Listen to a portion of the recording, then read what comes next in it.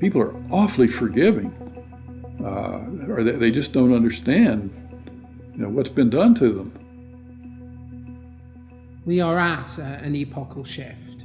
We're at a point where the West could tip into complacent and quite well-off redundancy, or we could play a decisive role in the future. What the banks did was reprehensible.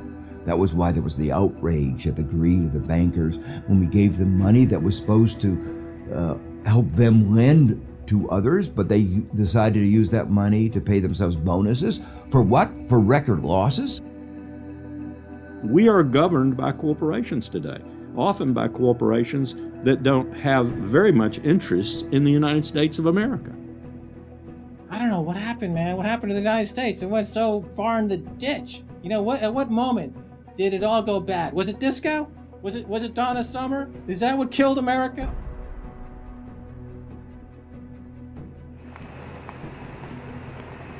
We are entering the age of consequence. A rapacious financial system, escalating organized violence, abject poverty for billions, and the looming environmental fallout are all converging at a time when governments, religion, and mainstream economists have stalled.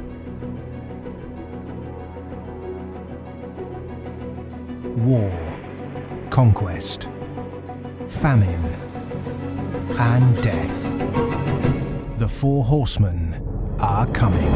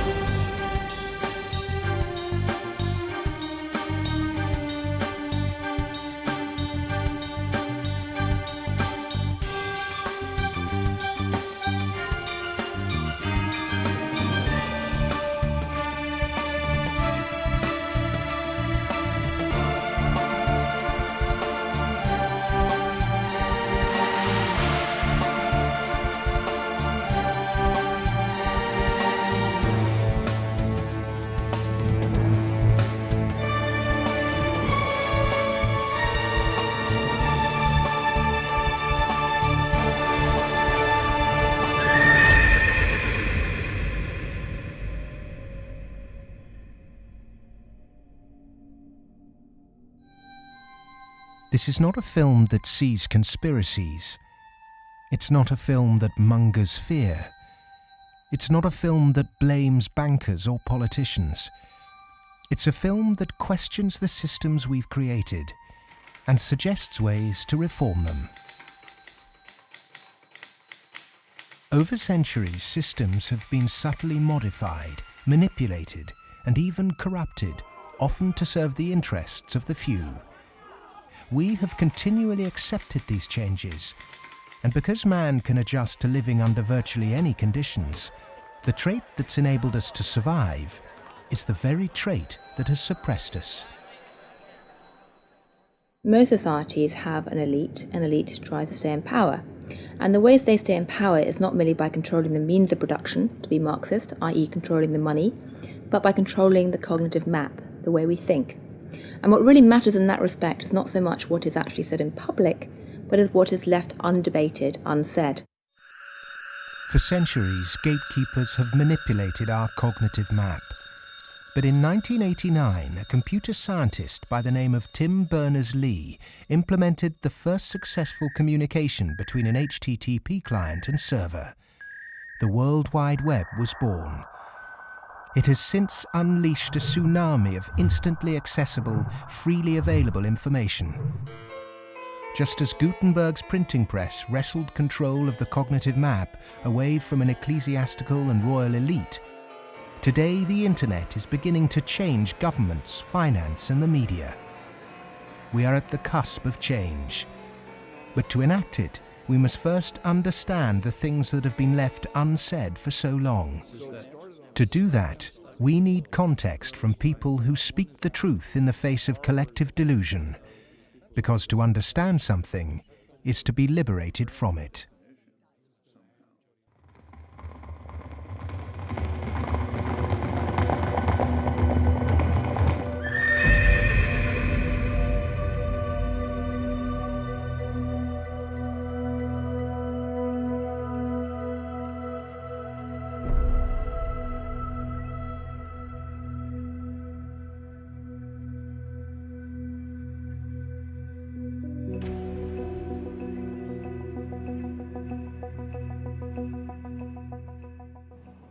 The end of World War II, we had 50% of the world's gross domestic product. We were making 54,000 airplanes a year, 7,000 ships, et cetera, and we were the new Rome.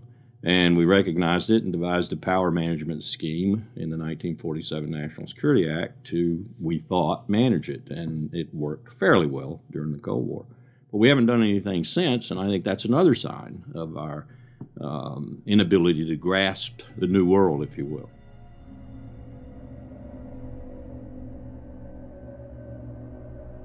Empires do not begin or end on a certain date, but they do end, and the West has not yet come to terms with its fading supremacy.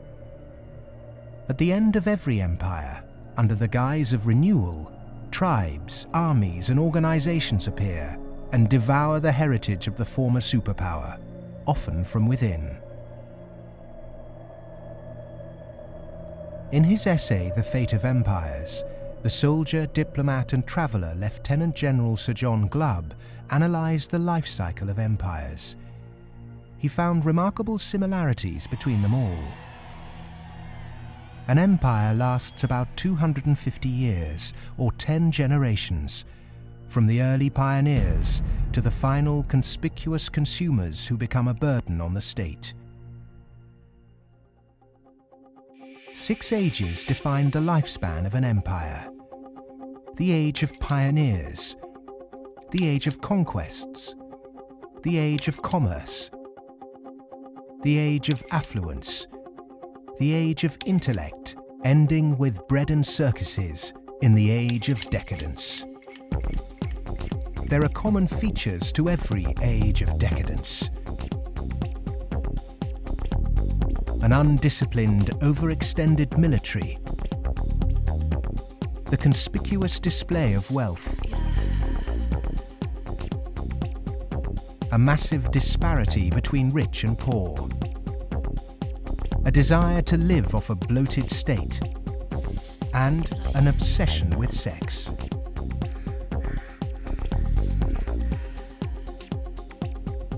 But perhaps the most notorious trait of all is the debasement of the currency. The United States and Great Britain both began on a gold or silver standard, long since abandoned. Rome was no different.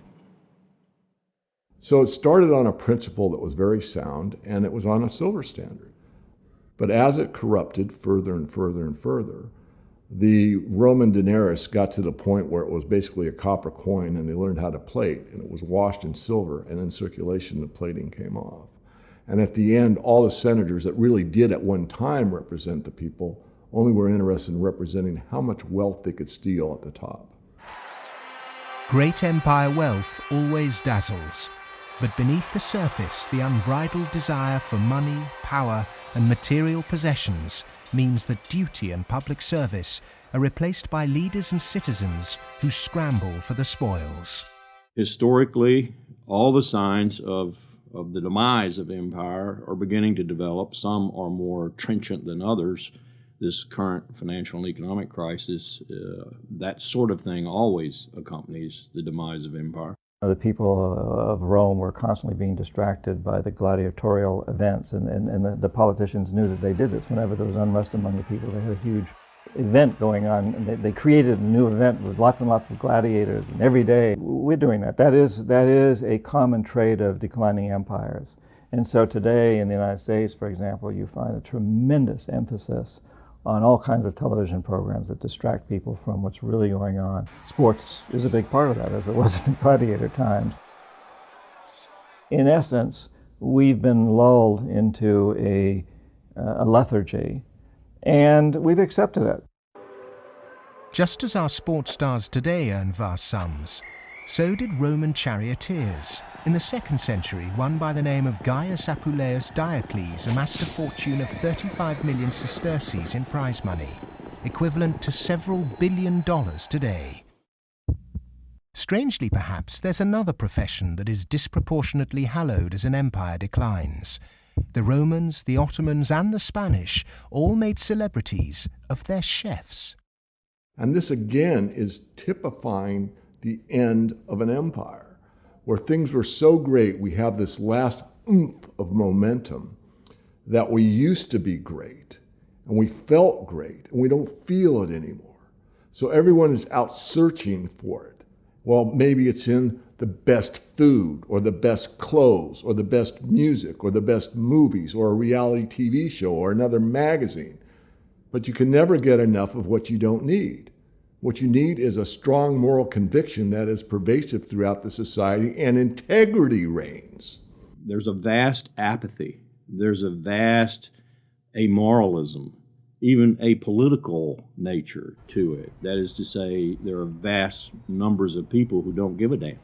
And so there's this natural, I suppose, entropy. Any living organism, which an empire is, of course, over time dies.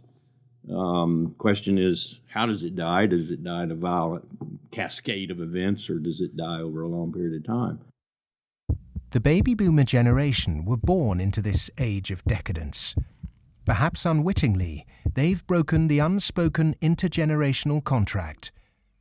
Through unfettered consumerism, spiraling house prices, and a desire for eternal youth, the baby boomers have squandered future generations' inheritance. My generation, the generation right after my generation, I think we forgot that little phrase in the preamble to our Constitution, which says, and our posterity. All of a sudden it became us, period. The baby boom generation, which I'm a part of, has gone and done the biggest misallocation of capital in the history of mankind. We have had cheap oil, or cheap energy is a better way to phrase it. We've had an abundance of ideas, and we have chosen a system and perpetuated it that is probably one of the worst ways to use the blessings that were bestowed upon us. And we are going to pay a price for that. Human beings are inconsistent and paradoxical. We hope for peace and immortality, but continually invent new ways to destroy each other. We're capable of the kindest, most noble acts and the most horrific atrocities. Human beings are complex creatures. I mean, for example, we're capable right now, at this minute, of acting in such a way as to make it likely, if not certain, that our grandchildren are going to face terrible disasters. And we're consciously acting to accelerate that likelihood, even though we all love our grandchildren. How can you be more contradictory than that? In spite of all the economic activities of last 50, 60, 70 years since the Second World War and all the industrialization, we have not yet managed to solve the problem of poverty, deprivation, hunger, malnutrition. Millions of people every night go to bed without food, and millions of people are throwing away their food. Waste on the one hand, and poverty and deprivation and hunger on the other hand. Malnutrition on the one hand, and obesity on the other hand. What kind of system have we created? Why, with such brilliant knowledge on the planet, are we still struggling to distribute wealth fairly? How has the human race developed a flawed system of government and economics that serves the few at the expense of the many? And with such poverty in an age of plenty, why have we not had the will to change such a vicious social structure? Greed is the fundamental kind of ingredients for the immoral economy. The problem is not that there's not enough in the world. People say that there's a poverty, we have to create more wealth. There's enough in the world for everybody's need, as Mahatma Gandhi said, but not for anybody's greed. But is it just greed, or does it go deeper than that? Is the problem systemic?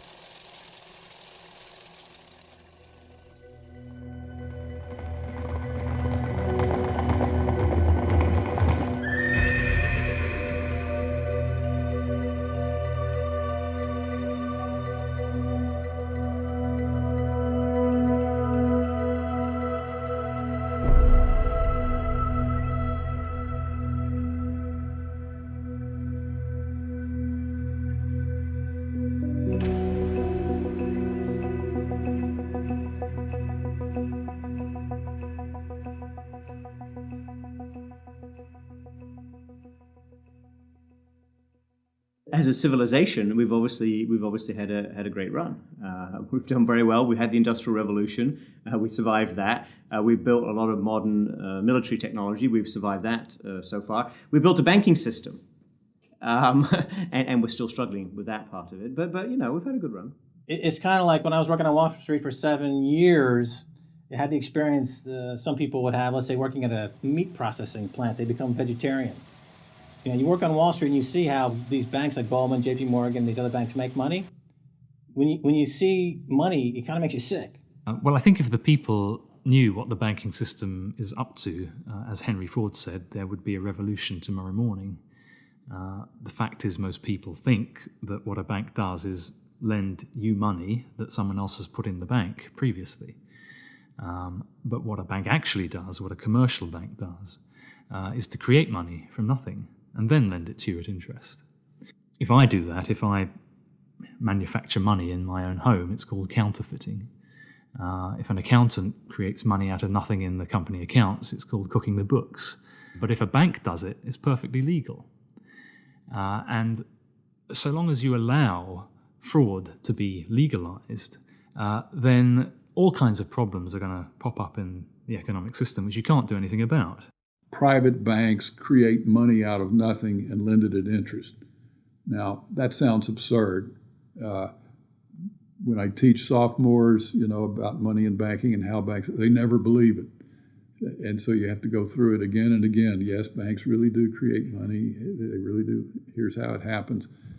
And it's absurd, and they're right to doubt that could possibly be what's really going on. But it is. Now, if the banking lobby is very strong, they're going to say, well, we don't want to change the system. We're making so much money out of it. What we have to do is, A, try and convince the people that it's their fault, that their wage claims are too high, and that's why we're having lots of inflation, or people are speculating on housing, and that's why house prices are going up. What they're not going to say is that this is happening because banks are creating money out of nothing and pumping it into the system, and that's why prices are going up. But how is it that we've ended up with a system in which banks have the power to create money? Since 1971, when President Nixon took the United States off what was left of the gold standard, the world has operated under a system of money known as fiat. The dollar, the pound, the euro are all government fiat currencies. Fiat is a Latin word meaning let it be so. It is the law that this government currency be money. Indeed, without that legal enforcement and the fact that we must pay taxes with this money, that dollar bill or that computer digit that represents a dollar would be pretty much meaningless. Only the government has the power to issue fiat money, but banks can create it through lending. Over the last 40 years, since this system of fiat money became the global norm, the supply of money has grown exponentially. In fact, we've seen the greatest growth in the supply of money in history. But who benefits? Of course, those that have the power to issue money, governments and banks. Then, those companies and individuals that get this money early. They can spend it before the prices of the things they want to buy have risen to reflect the new money in circulation. In other words, they get services, products or assets cheap. But prices soon rise, So holders of assets such as houses or shares will then see gains without there necessarily being any improvements to the company or house in question. Often this can lead to speculative bubbles. But what about those at the bottom of the pyramid? Those on fixed wages or incomes, those who live in remote areas, or those with savings? By the time this newly created money has filtered down to them, the prices of the things they want to buy have increased. Their savings buy them less, however, and their wages remain largely unchanged. In some cases, they have to take on debt just to be able to afford the things they were previously able to buy, which means they have to go back to the banks. In reality, this process of creating money only redistributes wealth from the bottom to the top of the pyramid, and thus that ever-increasing gulf between rich and poor gets bigger and bigger and bigger. Well, when you get off the gold standard and you go into a fiat money currency, combined with a fractional reserve banking system, you end up compounding debt faster than you can ever possibly produce to support that debt. So eventually you're going to find yourself back into debt slavery. And that's what's happened in the U.S. For every dollar of GDP, for example, in the U.S., it also creates something like $5.50 worth of debt. Because this is what happens when our economy flips over and basically capsizes. And of course, the government solution now to address all the problems is basically to create more debt. You can never get enough of a currency that doesn't work. You can print it till kingdom comes, but you can't print wealth, and you can't get yourself out of debt by making more debt. If you could print wealth, Zimbabwe would be the largest, most prosperous country on the planet. We all know it doesn't work. Of the money in the world today, 97% of it is debt. The French philosopher Voltaire once said, "All paper money eventually returns to its intrinsic value, zero." For 3 generations, the world watched the fight between capitalism and communism. But in the 1980s, the Russian economy started to collapse. The Soviet Union capitulated, and so-called capitalism reigned supreme.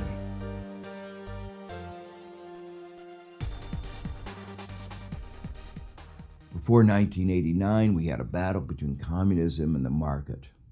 And in that battle, there was a sense of, let's not expose the flaws in the market economy.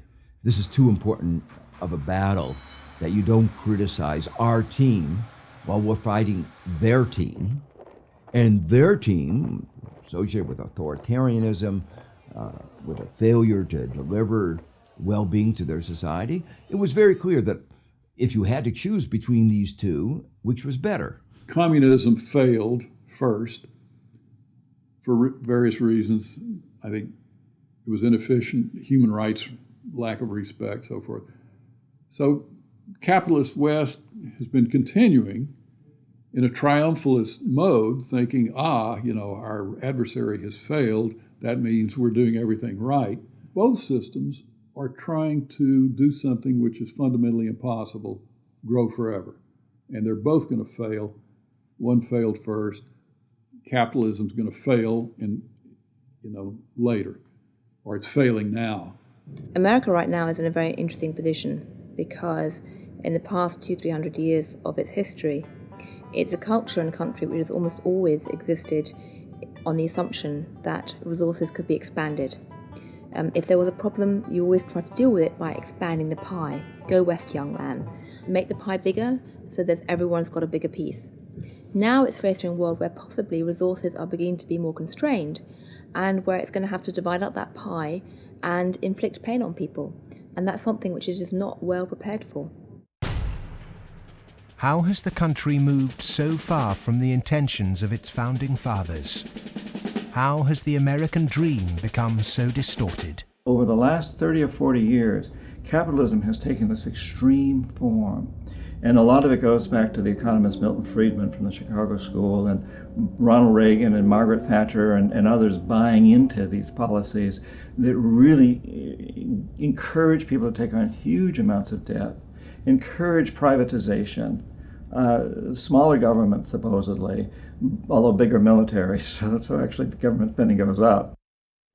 deregulation, getting rid of rules that govern the people who run our institutions, especially our corporations. It's as though we suddenly are supposed to believe that the human beings who sit at the top of corporations don't need to be regulated. They're some sort of gods.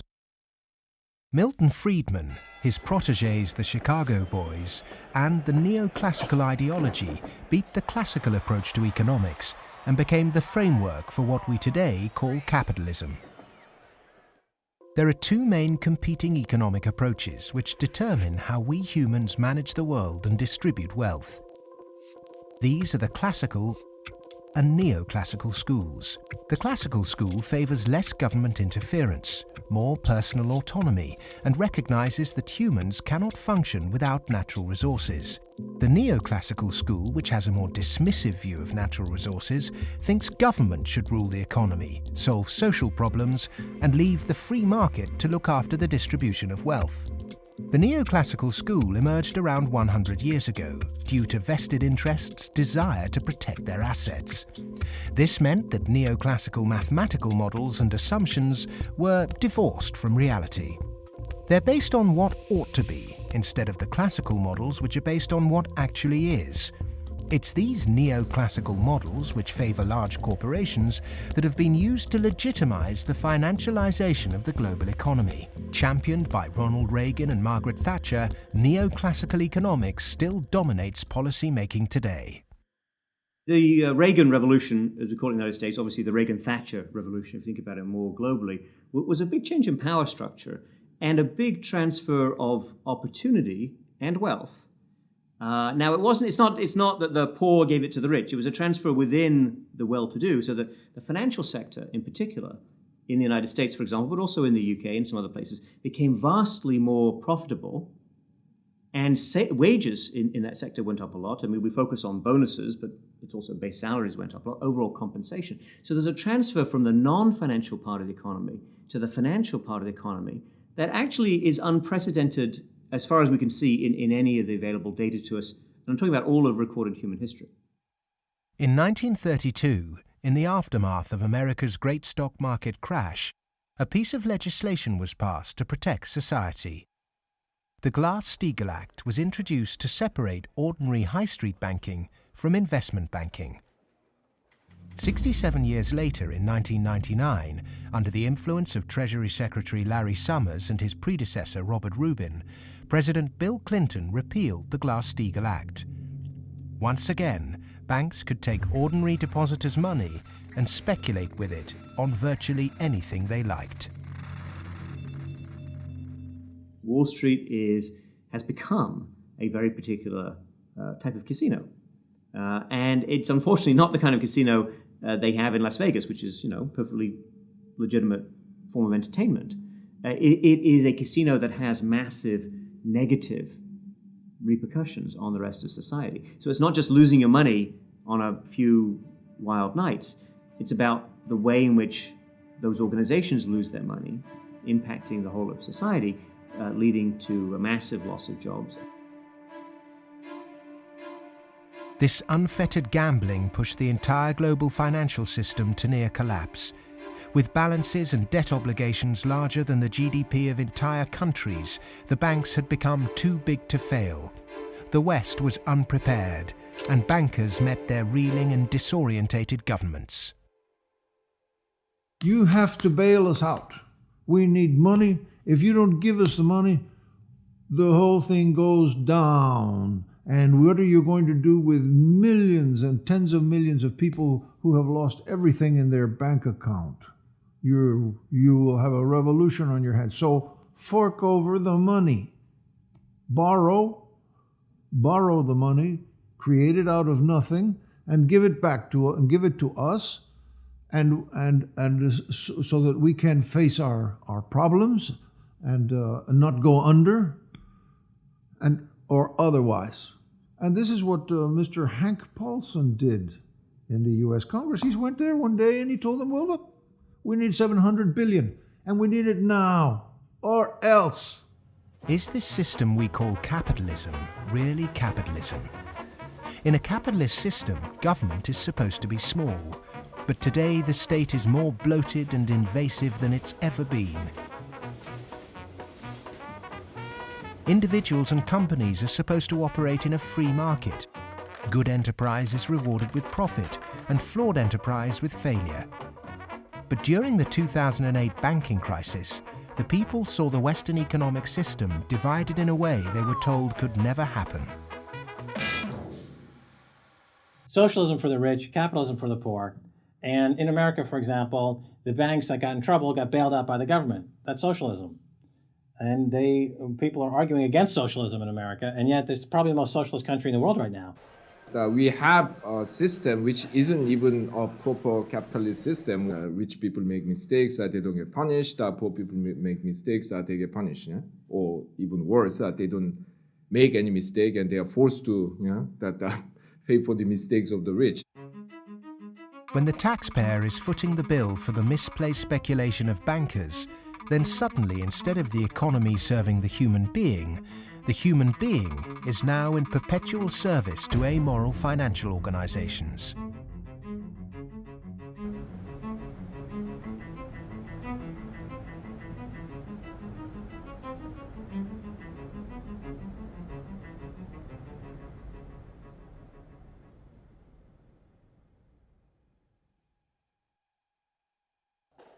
It was the head of the Federal Reserve Bank, Alan Greenspan, who after 9/11 slashed interest rates to encourage lending. Bankers needed new participants to keep cash flowing into a system that had become a global pyramid scheme. All this newly created money entered the housing market and created unprecedented inflation. House prices rose and rose. New mothers were forced back into the workplace to service huge home loans, and the Anglo-American dream became all about land speculation. The housing market in the West isn't about ownership. The housing market in the West, because it's the only way ordinary people can get ahead, and ordinary people can't get ahead but by wages. What we've created is a mass bubble economics around housing. As that sucks in a huge amount of capital, takes capital for genuine innovations in the economy, and puts it into a speculative use that has no genuine productive outcome. It's interesting, if you talk to people in Germany, for example, they don't see a connection between owning a piece of property and being inclined towards being democratic. There's lots of people who rent their housing there, and they're perfectly comfortable with that arrangement. But it is true that in somewhat different contexts, both Mr. Reagan and Mrs. Thatcher pushed for more people to own housing. And actually, this is part of the problem, because if you push people to buy housing before they're ready, and if you push very dubious loans on them, and they don't understand what they get themselves into, you can have huge adverse repercussions, exactly what led to, in part, the subprime housing crisis in the United States. That's not anything to do with democracy, that's just a bad economic idea. The breakthrough that occurred around the year 2000 in the United States was when bankers found out that the poor are honest. And they realized that if you're poor, if you're not rich, you have a different set of values. And you think that a debt is a debt, and it's something that has to be paid. And that people will try to pay the debts that they're stuck with, even if the debts are not valid, even if the debts are much more than they expected, even if they really can't pay the debts. The lending and banking institutions, when they drew up contracts with interest rates, with flexible interest rates, I think they knew in the beginning that these problems were going to come back later on, where folks weren't going to be able to afford the mortgages as the interest rates increased. It put a lot of people in situations where they were taking food out of refrigerators, taking kids out of higher education. They're not able to afford college anymore. And it is making a really, really bad situation worse. The banks engaged in what was a criminal conspiracy to charge more to the blacks and Hispanics. The banks got together, backed the Bush administration to block the state prosecutions of racial lending in order to exploit and charge more to the minorities. These are loans which were made by one of the major lenders in the city and in this country, Wells Fargo, in which Wells Fargo targeted minority communities in the city, put borrowers into loans that they could not afford, put borrowers into loans that were of the subprime variety, therefore more expensive and less advantageous to the borrowers. Hiding predatory lending practices in the small print of complex financial products was only ever going to enrich one set of interests. Many of the communities in which African Americans live in the city were establishing momentum. There was development activity that was occurring. We were seeing signs of vitality in many of these communities, and the results of the Wells Fargo foreclosures and the subprime lending practices of that lender and others has significantly impaired that progress and brought it to a halt. They're not worrying about, they don't come in the heart of it. Like you in the heart of it, so you see. They don't really see the struggle if they don't come in the heart of it. They see the outside of it. That's like looking at the cover of a book and seeing the outside of a book, but if you don't go inside the book, then you'll never know what the book about. So they're not worrying about nobody else but themselves. And I think it's wrong, because if they come in the heart of it and they see it, they'll be willing to help. What happened in Baltimore is just one example of what is happening all around the world. One way to frame this injustice is by branding it a race issue. But when we look really closely, we can see that there is something at play here that transcends race: profit. Not an accident, for instance, that we had the deregulation in our financial industry that was such a disaster. The lobbyists of the finance industry amount to 5 per congressperson. In other words, they pay 5 people for every congressman to explain to them, persuade them, that they should pass legislation that is favorable to the financial industry. The poor people who are devastated don't have the money. They couldn't hire 5 per congressman. So the way our democracy works, it's an unlevel playing field. The financial sector has acquired enormous power, partly through political contributions, so buying favors, but mostly through ideological control, convincing people that finance is good, more finance is better, and unregulated finance without limit is best. And that is really the cornerstone of this, what we call in the United States, the Wall Street-Washington corridor. I mean, if people need any proof as to who's controlling Washington, when the bailout came after Lehman Brothers collapsed, 80% of the population was against the bailout.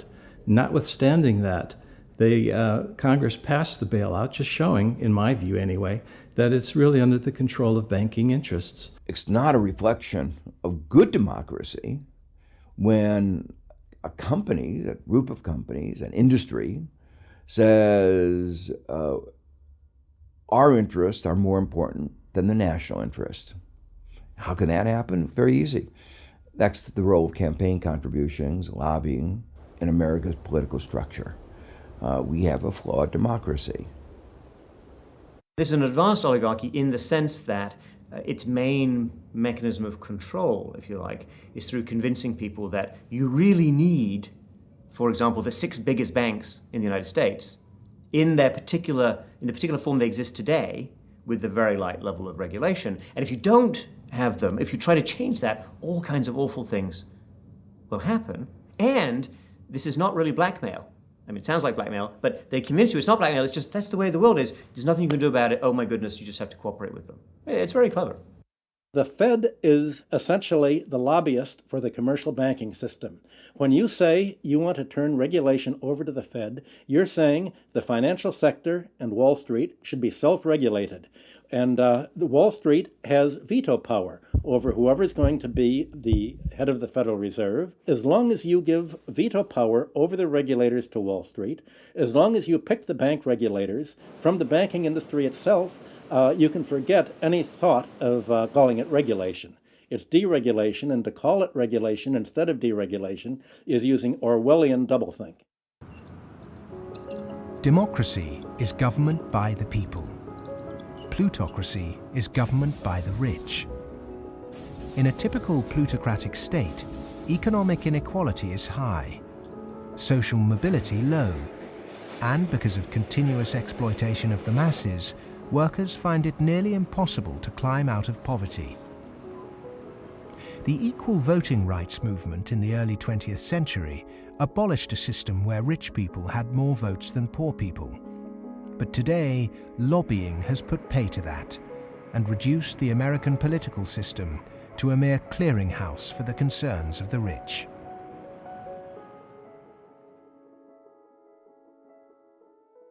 The Goldman Sachs machine is one of using profits to buy influence in Washington to change laws to make it easier to make money on Wall Street to be used to buy influence in Washington. So it's a self-reinforcing malfeasance machine that is continuing to grow as a parasite in the economy and continuing to kill the host. Famous for claiming it did God's work, Goldman Sachs is one of the most influential investment banks in the world.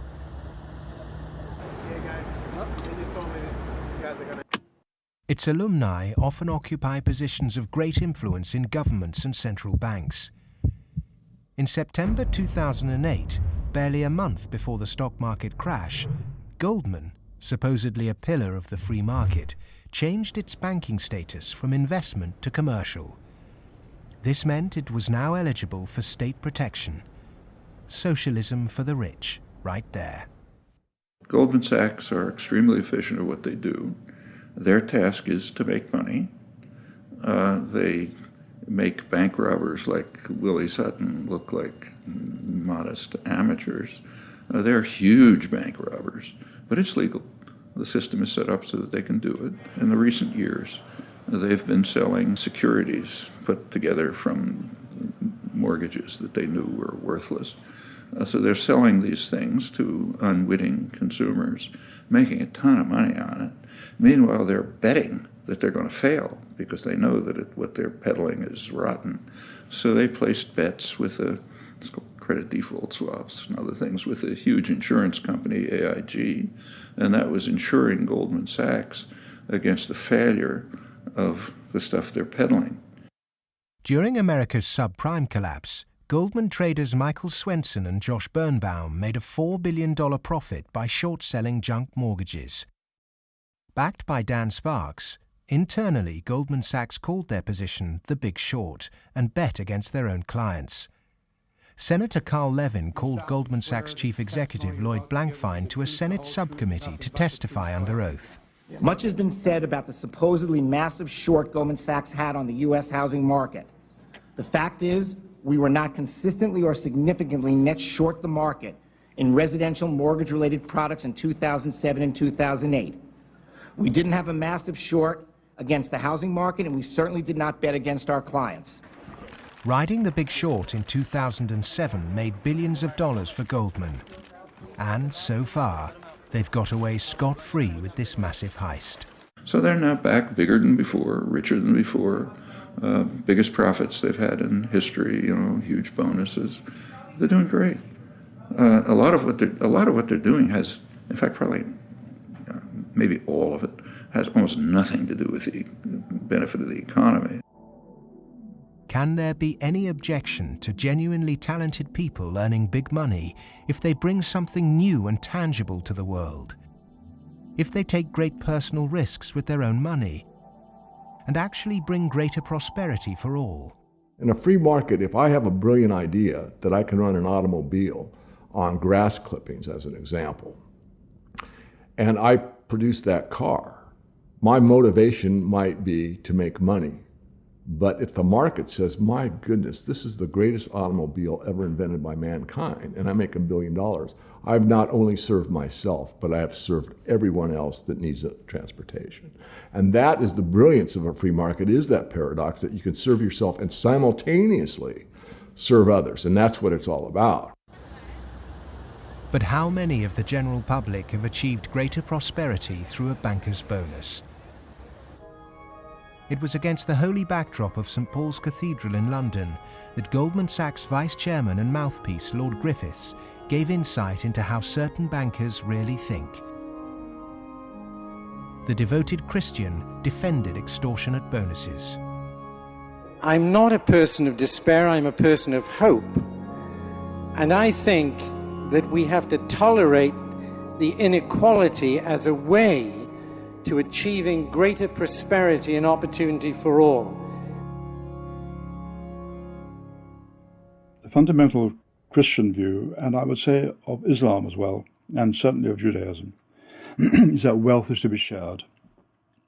money has to be shared. You can't take it with you.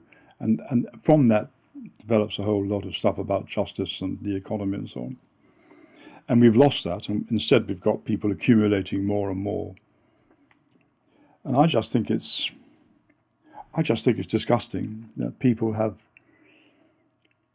lost their homes, they lost their jobs, they can't pay their mortgages from bankers who made a big mistake and then paid enormous bonuses. I'm sorry, that is simply wrong. And I can't understand why we are not more vociferous about that. When rich people tell you that they specifically have to be rich through these egregious rip-off mechanisms, that's just self-serving propaganda and it should be disregarded. It is true that when you organize human society, some people get ahead and some people struggle. That's a natural mechanism.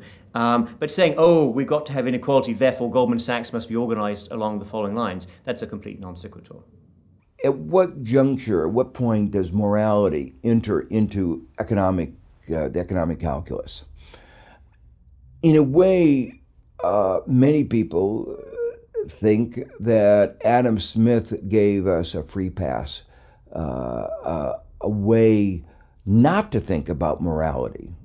Because what Adam Smith said was that individuals in the pursuit of their self-interest are led as if by an invisible hand to the general well-being of society. Now let me make it clear, Adam Smith didn't really say that. That is to say, Adam Smith was very much aware that businesses, when they got together, conspired against the public interest, raised prices. He was aware of monopoly. He was aware of the importance of education that the private sector couldn't provide. So he himself was aware of all the limitations, but his latter-day descendants have forgotten all those caveats. Adam Smith was the godfather of classical economics, but since its publication, his work has been used as a political football, financiers twisting his words to suit them. Lord Griffiths advocates ruthless individualism to push this idea that if bankers get rich, then we get rich too, through a process known as trickle-down economics, or horse and sparrow theory. If you feed the horse enough oats, some will pass through to the road for the sparrows. The idea is that extreme wealth concentrated on a small minority will eventually trickle down to everyone else. But it doesn't work. Because by the time the money reaches the people at the bottom of our money pyramid, it's lost its purchasing power.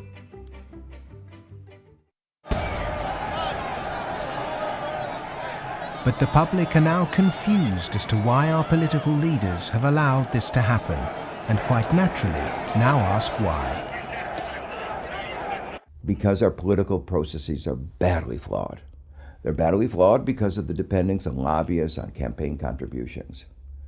So that's why, my view, and a view I think of a lot of people, is that we have to restructure our political processes to give more voice to the ordinary citizen and less voice to the interest group, to the moneyed groups, to those who have taken such a large role in shaping our tax code, our regulatory regulations, and so forth.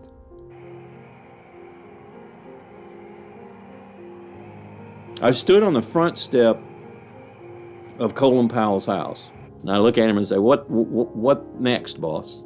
And he says, what do you mean? And I said, what next? Where are you going next? I'm going to write my book. I said, no, I know you're going to write your book, but you're not going to do that for the rest of your life. Where are you going next?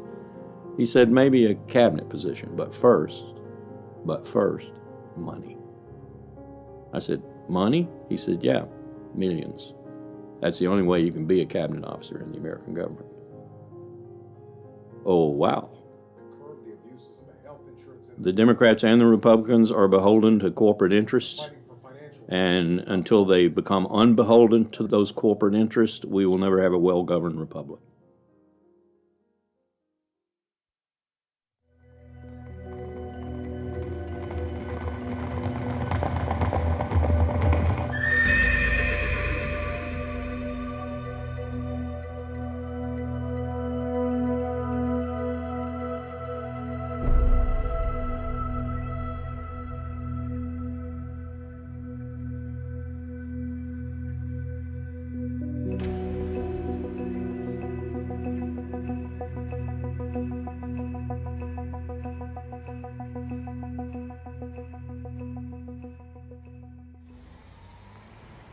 The inherent iniquity in our system of money, banking and politics has not just had consequences domestically, but also on a massive scale globally.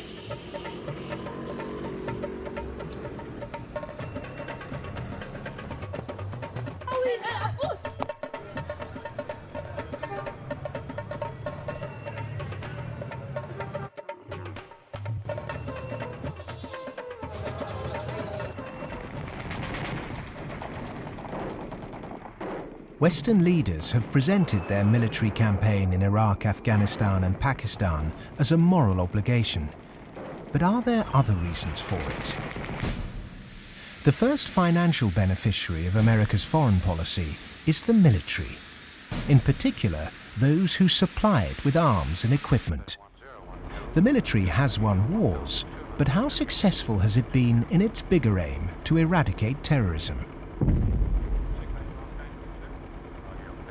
The drone attacks not only failed, but they've created extra extremism. They've helped in radicalization of youth in the northwest frontier and also in certain parts of Punjab and Pakistan.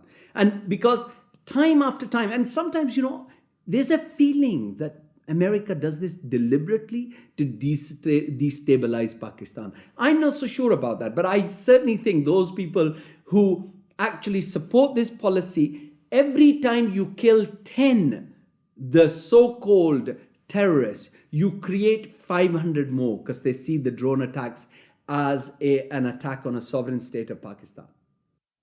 If they really wanted to flush them out, there was no need for a huge military operation in Swat, causing the entire district to become internally displaced persons. The population of Swat is 1.8 million. There are 2.3 million refugees in the country. The whole district has been emptied. This wouldn't have been necessary if they had carried out a surgical commando operation to get the militant leaders. But they allowed them to escape, all of them. After the military, the next financial beneficiary are those who win the contracts to conduct the rebuilding process. In the West, people might even feel optimistic when they hear that the US is pumping tens of billions of newly created dollars into developing nations to build infrastructure. But often this too doesn't seem to achieve the publicized goals. Is there another reason we give these countries aid?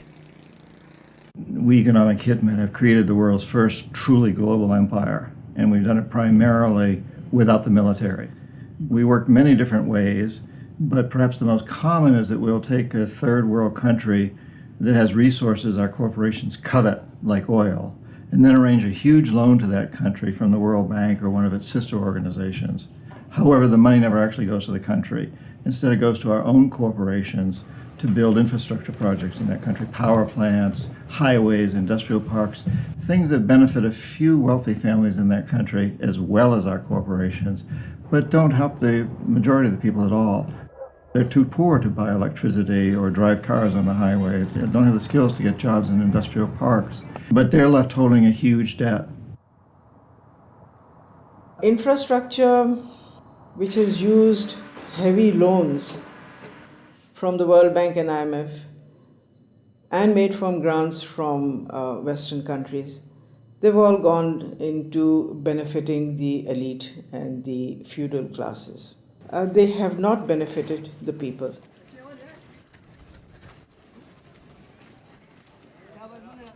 A lot of money goes to these consultants and companies from the West who charge huge amounts of money, and actually the real money on projects and on ordinary people is very limited. The masses have very little already. So those landlords who have the infrastructure and who are going to make money because of the infrastructure that is built through their roads, they will prosper. But the ones who don't have any resources, they've not had jobs, there isn't an economic activity for them in terms of manufacturing goods so they can sell and they can also prosper. When you don't have that, what do? They resort to joining the Taliban because they see the enemy coming in and taking away what little bit they have. President Obama, I understand, wants to invest $7.5 billion in Pakistan's infrastructure to alleviate poverty and, take away all the divisions and all the anti-American sentiment over here. Whatever his reasons are, we can do without it. In fact, it's the worst possible thing he can do. This kind of help is actually going to be a hindrance. It's just going to make matters worse. It will bring this contrived war and terror into our rural areas. How much of US foreign policy is genuinely altruistic? And how much is it influenced by the banks and corporations that profit so tremendously from it? America's evangelism of democracy is riddled with contradictions, not least of which this idea of promoting democracy at the point of a gun, or opposing regimes which are democratic but not in the way that America wants. So too, this idea that America has been promoting free market capitalism has also been riddled with contradictions, because the reality is that American firms tend to make most money when countries are at the cusp of change, certainly American financial firms, and in a sense they want markets that are changing structurally, but not too free and too transparent, because they make money when markets are a bit opaque. Is it any wonder developed nations are fighting in underdeveloped countries when so many are making so much money out of it, without ever really having to face up to or even witness the consequences of their actions? So what if 5 million kids died in Africa because of debt last year? I got a bonus of £1 million, and if I have that conversation, I've had it with some bankers who've been in the business a long time, and they listen politely, very polite, very charming, and at the end they say, "Well, Tariq, it's lovely meeting you again," and they go back to the office and do another loan deal for Tanzania or something. I've known a lot of terrorists, quote unquote. I've met them, I've interviewed them for books, I've known them since I was an economic hip, and I've never met one who wanted to be a terrorist. They all want to be with their families back on the farm. They're driven to terrorism because they've lost the farm. It's been inundated with water from a hydroelectric project or with oil from oil derricks. Their farm's been destroyed. They can't make a living for their kids. Or in the case of the Somali pirates, their fishing waters have been destroyed. And that's why they've turned to this. It isn't because they want to be pirates or terrorists. Now, there may be a few crazy people. There are a few crazy people with their nuts loose. There'll always be serial killers. There'll always be crazy people. Maybe Osama bin Laden's one of them. But they do not get a following unless there's a terrible injustice going on. And people are starving and they're deprived. And then they will follow these crazy people because they seem to offer an alternative. If we want to do away with terrorism, if we want to have what we in the United States call homeland security, we've got to recognize that the whole planet is our homeland. What does the word terrorist actually mean? Many terrorists would sooner describe themselves as freedom fighters. Could it be that the charge of terrorism could just as easily be made against Western corporations, speculators, and policymakers? When we talk about terrorism, it means what they do to us, not what we do to them. And what they do to us can be pretty ugly, although it's not even a fraction of what we do to them. I mean, take, say, 9/11. That was a pretty serious act of terrorism, maybe the worst single act of terrorism in history. But it could have been worse. I mean, suppose, for example, that Al-Qaeda had bombed Washington, bombed the White House. It killed the president, installed a harsh military dictatorship, brought in a bunch of economists who drove the economy into its worst disaster in history. Well, that would have been worse than 9/11. And I'm not making it up. It happened. What's called the first 9/11 in South America, namely in Chile. On the 11th of September 1973, the democratically elected Chilean president Salvador Allende was overthrown in a coup. A dictatorship under Augusto Pinochet was established that ruled Chile until 1990. There was the systematic suppression of all political dissidents. Thousands were imprisoned and murdered. Who was involved in that first 9/11? It's not hard to find them. Right in Washington and London and so on. But that's off the agenda. It doesn't count. There's a principle of ideology that we must never look at our own crimes. We should, on the other hand, exult in the crimes of others and in our own nobility in opposing them. The root causes of so-called terrorism will not be solved by increasing economic inequality. If governments really are serious about combating terrorism, then they must start with real structural reform back home. As long as banking empires chase infrastructure and debt deals in pursuit of profit, the West will continue to export injustice through finance. Millions more will be displaced, terrorism will thrive, and neo-colonialism will continue to end more and more lives around the world.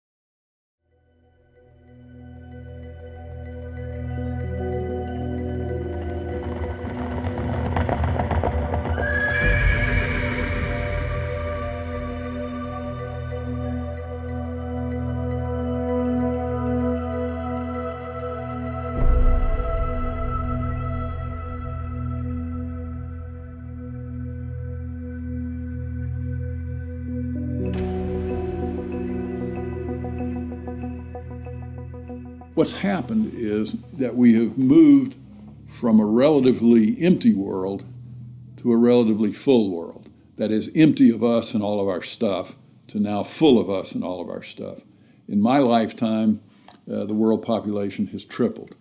And the populations of other things, of cars, houses, boats, all these other things that put a load on the environment too, just like human bodies, those have vastly more than tripled. So the world is very, very full of what we might call man-made capital. And it's becoming more and more empty of what used to be there, what we might call natural capital. We are the first generation, we in the rich developed world are the first generation to have got to the end of the real benefits of economic growth. For hundreds of years, the best way of raising the real quality of human life has been to raise material living standards. And that's what's driven the huge rises in life expectancy and increases in happiness and other measures of well-being. But all those have now come detached from economic growth. And although life expectancy continues to rise in the rich world, it's no longer related to the amount of economic growth a country has at all. And the same is true of measures of happiness and measures of well-being. The paradox is the more we grow, the more poverty we create. Our self-interested economic system seems to be continually missing a trick.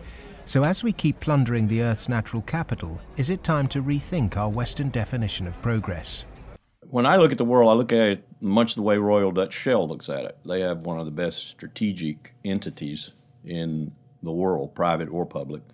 And Royal Dutch Shell has posited two scenarios. One is called Blueprint and is obviously a planned corporate structure where world leaders get together and they think about things like energy transformation, planetary warming, and dwindling fossil fuels and so forth. The other is called Scramble. And Scramble is pretty much what it sounds like too. It's a mess. Interestingly enough, in 2075, the ending year for these scenarios, as I recall, we get to about the same place. It's just that Blueprint leaves a lot less blood on the floor. Scramble leaves a lot of blood on the floor as people fight for these resources and so forth. The reason oil companies are drilling miles under the sea is that the world's easily accessible oil has already been found and largely consumed. Not only are oil supplies dwindling, major new metals discoveries are becoming increasingly rare.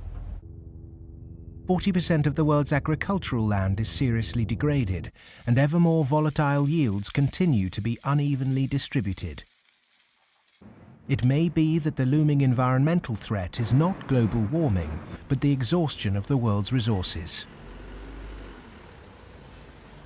We're We're going to have struggles for finding land sufficient to grow the agricultural products for what the United Nations says is going to be a 9 billion Earth population. We're going to struggle over non-renewable fossil fuels as they run out. I think Shell posits about 2075 they'll be gone. And we're going to struggle over things like water and other precious resources that are necessary to our life and to our economy. And this could be, as Shell says, a blueprint affair with world leaders working together to share alike.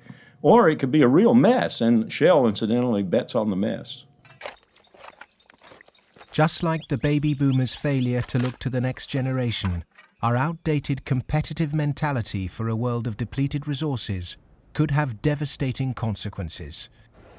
Our economic setup encourages one-upmanship, competition and comparison, whereas the progress humans have made over millennia has been largely based on cooperation. In any species, in almost any animal, there is always the potential for huge conflict, because with any species, all members of that species have the same needs, so they might fight each other for food and shelter and nest sites and territory and sexual partners, all that kind of thing. But human beings have always had the other possibility. We have the possibility to be the best source of support and love and assistance and cooperation, much more so than any other animal. And so other people can be the best or the worst. You can be my worst rival or my best source of support. In a progressive society, to meet our common economic, social and cultural needs, we must move from globalization to localization. The benefits of a communal sense of fellowship, responsibility and purpose in a life driven by production, not consumption, would lead to happiness and satisfaction. Indeed, we must ask, have our modern consumerist lifestyles made us happy? I think if one had been living in the 19th century and somebody had told you that 100 years later people were going to be living in this extraordinary wealth and comfort, with central heating and being able to throw away such a high proportion of our food as we do, we'd imagine that we'd be living in a state of extraordinary social harmony and everything would be rosy. And it's really quite remarkable, the contrast between, if you like, the material success of our societies and the social failure. The growth economy demands that we make consumption a way of life. He who dies with the most toys became the ambition, and retail replaced spiritual satisfaction. Unsurprisingly, sales of antidepressants skyrocketed. The fact is that the world economy over the last few years, a good share of my lifetime, has been built either on the military or on producing items that most people don't need and really don't even want when you come right down to it, but we all got to have them. Consumerism is driven by our extraordinarily social nature, that we want to have the stuff so we look good in other people's eyes. It's because I experience myself through other people's eyes, the feelings of shame and embarrassment or pride and maybe feeling envied, all those things. So, the goods are just a way of, if you like, mediating the relationship between yourself and others in this extraordinarily alienated hierarchy. What's really suffered is human relationships, family life, the things that really matter to us. And in the end, the only thing that makes human beings happy isn't money. It's very clear that past a certain level, you only get marginal gains from wealth. What really makes us happy is other people. It's our relationship with other people that's really been damaged by the last 30 years. We trust them less, we have less interaction with them, we bond less than ever before, we marry less and marriages are under more threat than ever before. And all the associations that represent sort of permanent, unconditioned human affection are being eroded or damaged. And that's the real legacy of the last 30 years. And in some sense, we've got to recover and rehumanize our lives. Otherwise, not only will they be nasty, brutish and short, but they'll be lonely. The West is coming to the realization that its human project is failing. The West was so convinced that if you push people to achieve as individuals, the accumulated achievement of individuals would make for a successful society. And what the West is now beginning to realize is that the individual achievement without incorporating the vulnerable community is a myth. The idea was make your own life, be individually aspiring, and then you'll be individually achieving, and then you'll be individually prosperous, and then you'll be individually happy. You end up doing that in a glass jar. And the glass jar has a limited height, and it's encapsulating, and in the end, you die of lack of oxygen. Human beings are alive because they seek attachment and because they're propelled by affection. So the isolated, achieving individual in the end implodes. In order to find a purpose in life, it has to be outside yourself. It matters not how you construct it outside yourself, as long as it's a positive value added to society pursued. But it has to be outside yourself. It can't be yourself. If you're pursuing yourself, you're pursuing the abyss, as Nietzsche said. You are going to wind up in the abyss.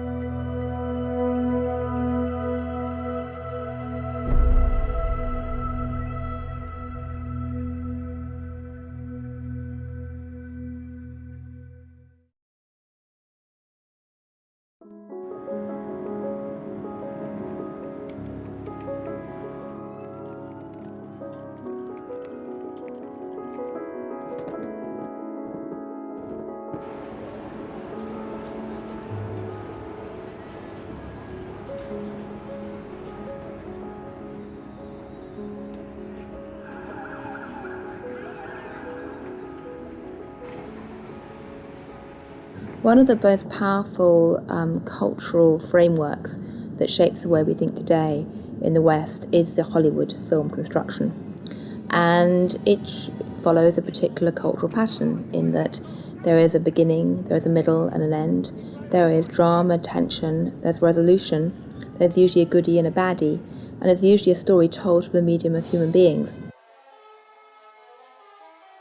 This Hollywoodization of the way that people communicate and the way they tell stories about themselves and view their recent history has very much impacted how we look at the financial crisis, in that people look at the beginning, the middle and the end. They look at the drama around Lehman Brothers and they wanted, say, a resolution, and they wanted baddies, they wanted sacrificial victims as well.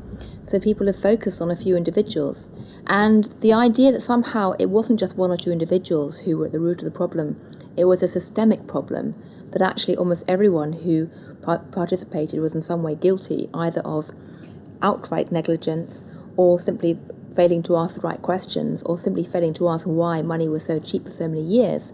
The idea that it was a systemic flaw is something which is very hard for people to grasp and even harder to depict as a good story. Perhaps there is this feeling of helplessness because we don't understand what the real problem actually is. Cleansing a few bad apples will not rectify the flaws at the heart of the Western economic system.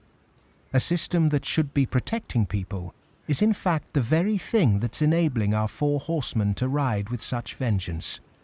The modern-day four horsemen: a rapacious financial system, escalating organized violence, abject poverty for billions, and the exhaustion of the Earth's resources, are riding roughshod over those who can least afford it.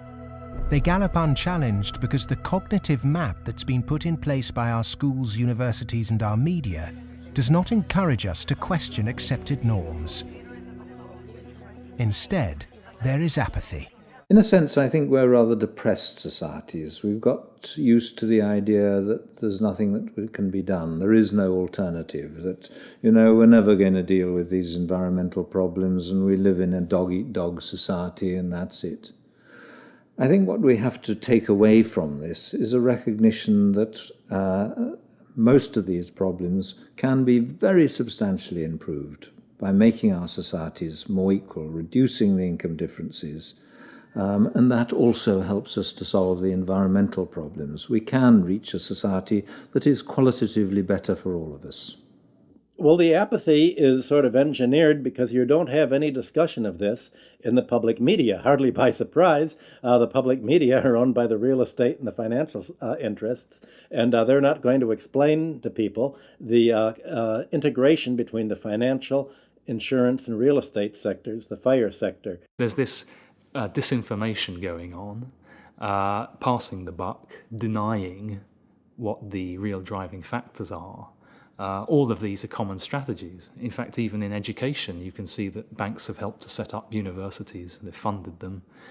They fund think tanks. They have educational foundations. They own newspapers. All of this stuff is going on as a kind of propaganda exercise so that the people don't actually work out what the problem is. You should not assume because you don't have a background in economics or in law that these issues are somehow too complex for you. They're not complex at all. It's very simple. It's about power, and it's about democracy, and you understand that just as well as I do. One source of this disinformation is the neoclassical school of economics. These economists and academics have been successful in convincing the world that their models were gospel. But just as Gutenberg's printing press was revolutionary in the 16th century, today we're at the dawn of internet enlightenment, which will remove the cloud of ignorance upheld by academic and media gatekeepers. Education can be a form of mass mind control, and it's astonishing that today neoclassical economics continues to be taught in all Ivy League universities. I do get letters from students in economics departments at other universities. They're into some graduate program or something, and they say, oh, I just read such and such that you wrote, and this is the kind of thing that interests me. I'm stuck in this program here in which, I can't even talk about any of that. What's your advice? What should I do? What they're teaching you is what you're going to have to oppose, a lot of it. I mean, some of it's useful. But so some of it's useful, go ahead and learn it. And the other reason for learning the rest of it is know your enemy. An individual might not be able to change the system, but they can change themselves. If we're not offered proper education, we must begin our own. And a good place to start is to become reacquainted with the classical economists, and with something that so few question, but that affects us all, our system of money. If the monetary system of the world is not reformed, then we are headed towards the end of industrial civilization. I won't say that we're going to the end of humanity, but it's just going to be an absolute collapse of our world as we have known it, because it cannot function on fiat money. And none of those who are responsible for this want to admit it, but that is the fact. The fiat system of money is a man-made law, and it's been abused. Is there a form of money whose law is not set by man? When you look at natural law and gold, I sort of describe gold as being a natural form of money. All of the gold that's been mined throughout history still exists in its above-ground stock. About the size of 2.5 Olympic swimming pools if you put all that gold together in one place. And the key is that this above ground stock of gold grows by about 1 3/4% per annum, which is approximately equal to New World population growth, and is approximately equal to new wealth creation. So as the net result of this is that you have this very good consistency in gold's purchasing power over long periods of time, because the supply-demand equation is very much in balance. To achieve human liberty, you really need to have sound money, and gold is the only way to do that, because only gold is outside of the control of politicians. With modern man-made monetary processes, a chronic excess of debt has built up at every level of society. Debt is now regarded as normal. It isn't. It's a form of slavery. But how much do we question our debt? And what should we now do about it? The classic example, most recently, of a debt cancellation was the German economic miracle in 1947. The Allies canceled all domestic and international German debts, except for the debts that employers owed their employees for the previous few weeks, and except for a basic working balance that everybody was able to keep in the bank in order to buy food for the next few weeks or so. Essentially, you would follow the 5 or 6 pages that the currency reform of 1947 did in Germany. You would start with a clean slate. That means that everybody would own their property free and clear. And the problem here is that you'd wipe off the savings that are the counterparts of that. That actually would not be such a bad thing if you look at the fact that the wealthiest 1% of Americans have concentrated an enormous amount of wealth in their own hands, more than at any earlier time since statistics have been kept. Our system of taxation also needs addressing. Currently, we're taxed on what we produce. Perhaps it would be more progressive to tax what we consume. How many American people realize that the Founding Fathers never intended Americans to be taxed on their labor? In other words, they weren't meant to pay income tax. The tax system that was exported from Britain, a relic of colonialism, has duped the world. The most important element of a tax system is to do what everybody expected to be done in the 19th century, and that is to base the tax system on land taxation, on the free lunch of land value, and on what John Stuart Mill called the unearned increment, the income that landlords made in their sleep, as he put it. Who made oil in the ground, coal or iron ore? These are things which are not the products of human effort. Of course, extracting them is, but their existence is not. And so the rents from natural resources are a wonderful source of taxation. Nobody made them so, and when you do tax them, you cause all of us to use them more efficiently. So this seems like really the excellent thing to tax, rather than labor and capital. If the governments used this land site value that's supplied by nature, not by human labor, not by personal enterprise, then the government would not have to tax wages in the form of income tax. It wouldn't have to imply sales tax that add to the price of doing business, and it wouldn't have to add the proliferation of business taxes. This tax system, advocated by all the classical economists, would begin to address global poverty, as it would allow citizens in developing countries to keep their resource wealth. In developed countries, it would begin to address our housing and debt crisis and unleash the kind of entrepreneurship needed to refloat our economies. Perhaps we should also resurrect another timeless principle for workers that was promoted during the Industrial Revolution.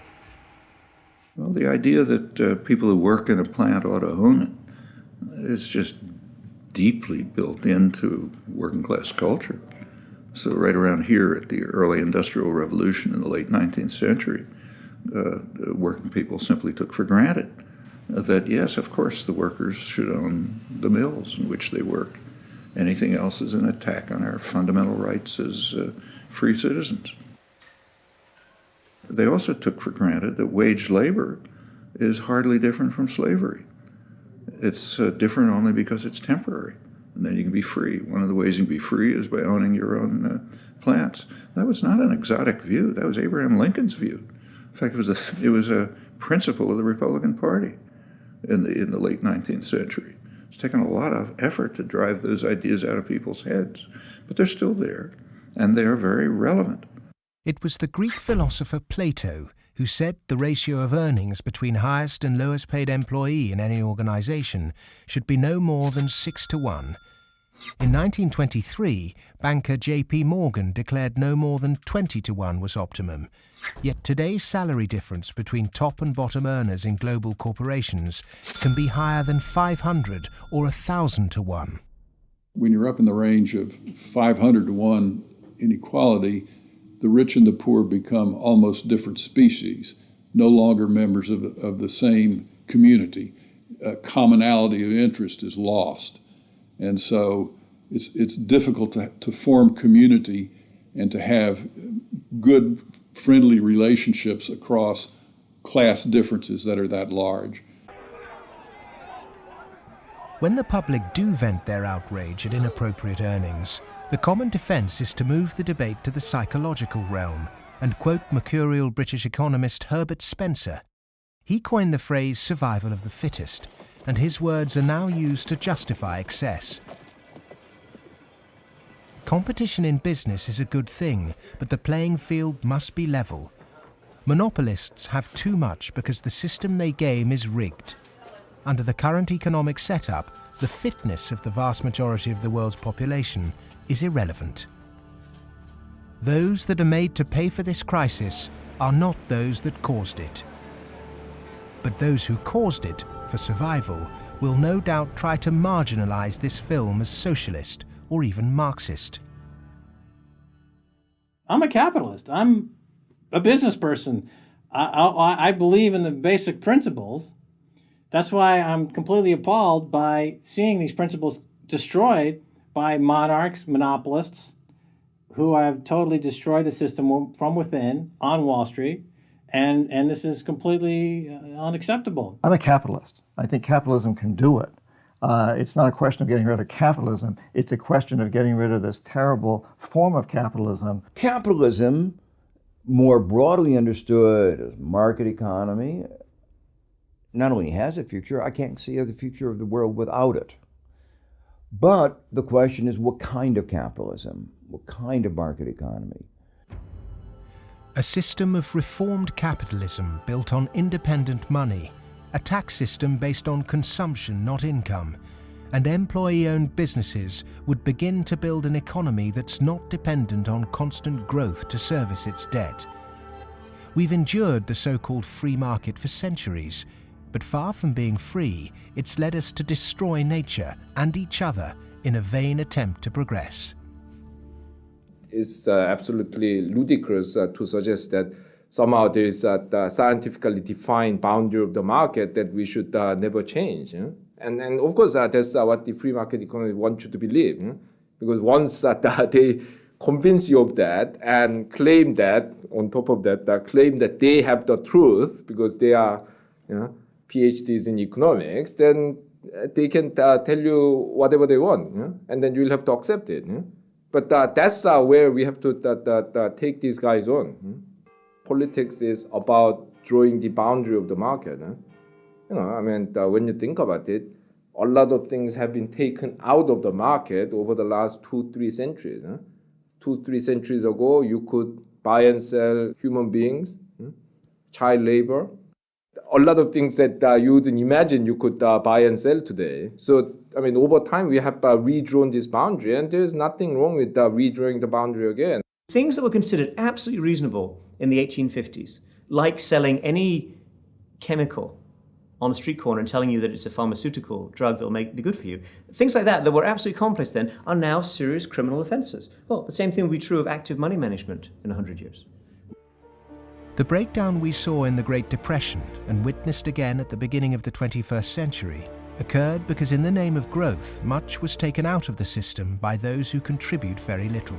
Multinational corporates and banks will always want to grow without having to compensate those people who actually do the work to produce the surplus. In the past, every time too much was taken by those who contributed little, people rose up to halt the violent practices enacted by a tangible enemy. Today, the question is, with such a formless enemy pervading every element of our economic and democratic process, can it be done again? Of course it can be done again. Look, it's a cycle. We're not debt peons, but maybe rats running around a little wheel in somebody's big cage somewhere. The finance rises.